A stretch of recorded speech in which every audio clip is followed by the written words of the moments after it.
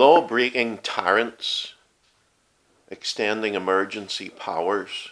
That's what I want to talk about briefly. Sorry it's taken me so long to say this. I've been busy trying to run my business. But this is so annoying, I have to say something about it. I want to say two things today. Number one, in Northern Ireland we've got a law-breaking government. In fact, in the United Kingdom we've got a law-breaking government. A few weeks ago, as reported on the BBC headlines on the so-called news, it said this: Northern Ireland's health minister has opted to extend his department's powers under the Coronavirus Act for another 6 months. Mr. Swan said the decision had fallen to him in the continuing absence of a functioning Northern Ireland executive, end of quote, or government.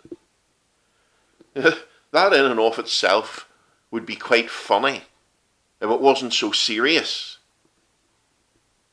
In the absence of any functioning government, which we haven't had a functioning government in Northern Ireland for years now, although all the politicians are on full wages for doing no work.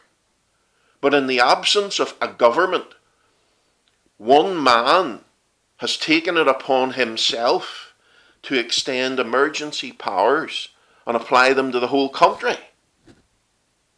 That in and of itself is a breach of the law of the land, as there is already an act in place called the Civil Contingencies Act, which remains in force today, and it is used in a state of emergency. And the purpose of the Civil Contingencies Act is to grant emergency powers to a government in an emergency. I quote to you about the Civil Contingencies Act, which our government have ignored. The Civil Contingencies Act is both far-reaching in terms of the kinds of powers it grants and as to the strict burdens it places upon the government.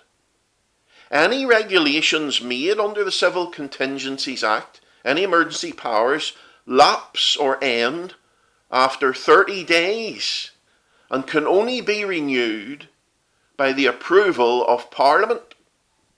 However, Mr. Swan and the whole British government under bungling Boris decided to totally ignore the Civil Contingencies Act during Corona, and they made up for themselves the Coronavirus Act, which in itself is a breach of legal practice and only has to be renewed every 6 months instead of every month. So that's why the politicians prefer their we made up Coronavirus Act as to the other proper law on the subject.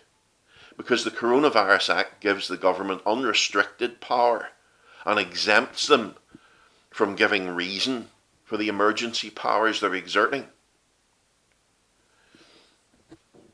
The Civil Contingencies Act,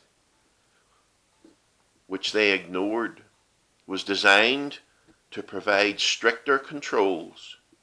It contains a procedure that ensures that an emergency, a national emergency, can only be declared if there is a serious threat and that the regulations that are being applied to the people are necessary and proportionate. This, it says in the Act itself, is to reassure Parliament that the government will face consequences if emergency powers are abused. So, for any state of emergency to be declared, the government rules are very clear. A state of emergency must first be passed by Parliament. Then it must go to the House of Lords and be passed in the House of Lords. Then it must come back to Parliament and be passed again for the third time for approval. And this must happen every 30 days to continue the state of emergency. And if this procedure is not followed, then the government is acting illegally in declaring a state of emergency. However, our foolish politicians in their ignorance, bypassed all the regulations that existed and made up their own wee rules for themselves, giving themselves emergency powers without accountability to the detriment of our nation. Thus we have a bandit, law-breaking government and politicians. They're like Dick Turpin without a mask. And there they are, parading themselves on the TV. By the way, why are the mainstream media not drawing attention to this law-breaking? We know why, because they're just a propaganda tool. The second thing I want to say is, not only do we have a law-breaking government, we have a very foolish government. In justifying in Northern Ireland a further 6 months emergency powers to himself, by himself, Mr. Swan says that the extension of COVID legislation is all about what? Protecting the NHS. Oh, that itself, that statement is an oxymoron, a complete contradiction.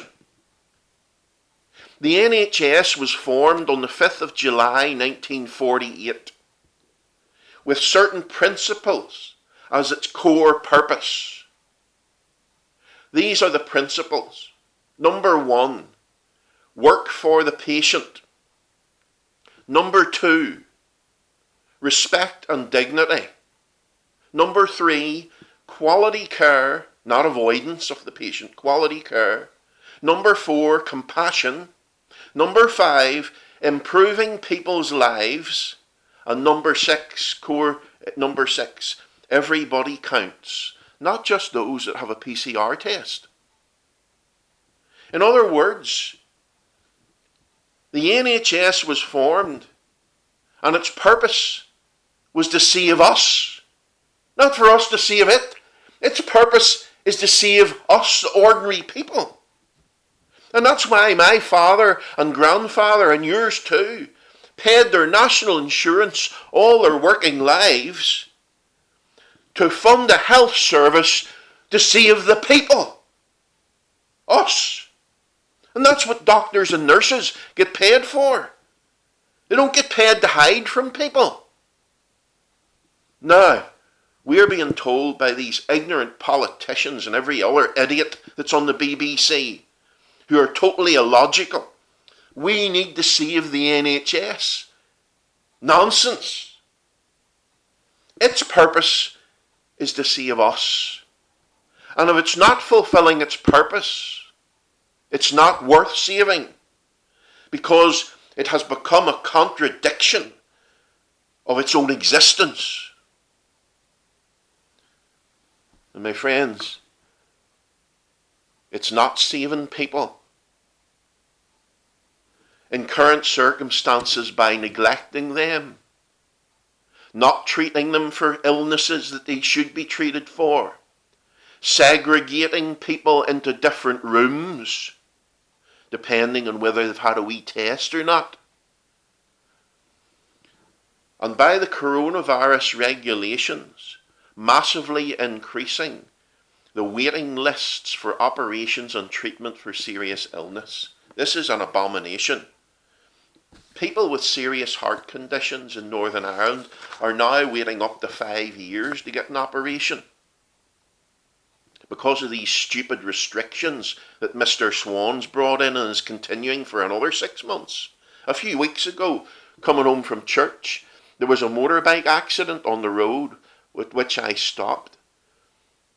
2 motorbikers were lying on the tarmac on the road, waiting on the ambulance. The police were there. They closed both ends of the road. The accident took place 10 minutes drive from Craigavon Hospital. One motorbiker had a broken wrist, the other had a suspected broken back. They lay on the road for an hour and a half because there was no ambulance available. Let me tell you something. That's not the care which we paid for through our national insurance all our lives, to be neglected because an ambulance is not available. That's a total disgrace. And I could repeat stories like this to you many times. But if the restrictions are not lifted and the NHS doesn't get its finger out, they're certainly not worth saving. And don't think you are. You can't see a doctor, blood tests take ages. No thanks. No thanks. The NHS is supposed to save the people, not the other way around. And idiot politicians and you NHS trust in Belfast. What are you like? You know what? You're a murderous NHS trust. Because you can still perform the murder of unborn babies every week on time without a waiting list. You should actually be called the National Holocaust Shame. You're not providing care. You're full of it. My son has been waiting ages to get his tonsils out. They're severely infected, 3 times the normal size, with these lumps on them. And it makes him sick every 3 weeks. How's he meant to hold down a full-time job when he has to be off every 3 weeks? For a simple waiting on a long waiting list, for a simple procedure that was performed regularly when I was growing up. Thank you for your care, NHS. What heroes you are not. Hiding from the sick. You're not like Florence Nightingale at all. I ask you the question, everyone. What is the purpose of saving something that doesn't work? You don't save it, you tear it down and you start again.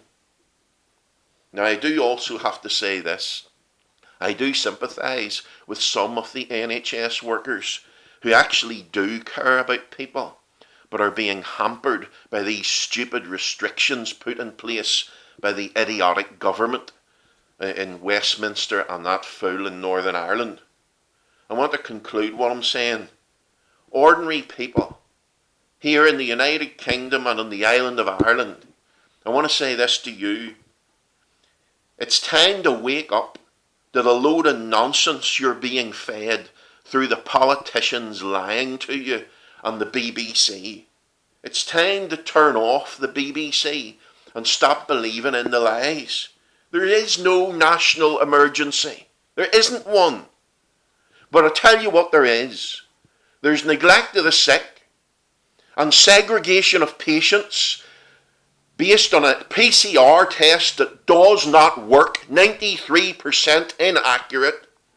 And we know it doesn't work. And the regulations, the Civil Contingencies Act, that are there to provide a balance, wisdom, and protect the ordinary people so that one person can't decide on emergency powers for everyone, yet right in front of our eyes, these things are being broken and breached and flaunted by the political leaders, and we've got emergency powers given to them illegally.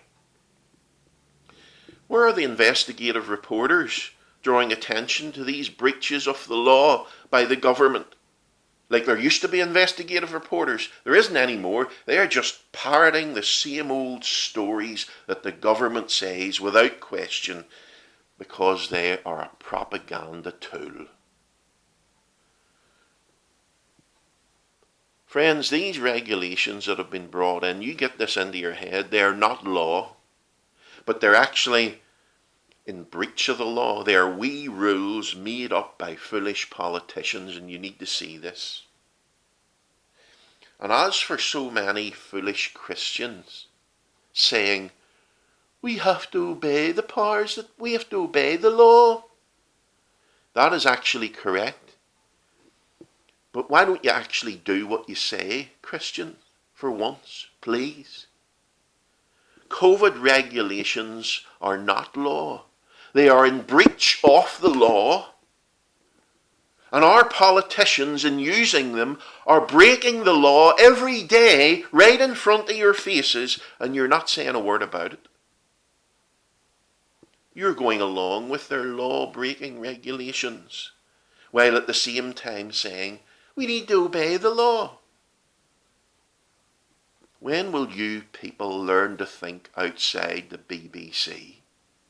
Waken up. The sick and the vulnerable people on this island are suffering because of a law-breaking government, politicians, weak church leaders, and foolish Christians. Now, what are you going to do about it? Probably nothing as usual. Talk? Maybe. That's the two things I wanted to say, and I'm going to say plenty more in some shorter videos soon. We've got a law-breaking government, and we've got a foolish government. And I want to say this to you in people in government and positions of power. You may not realise this, but there are lots of ordinary people. And you know what? We're sick of you. And we're sick of the guff that comes out of your mouth. And there are going to be changes going to happen in this island. And you're going to be held accountable. And I, for one, can't wait. That's all I've got to say.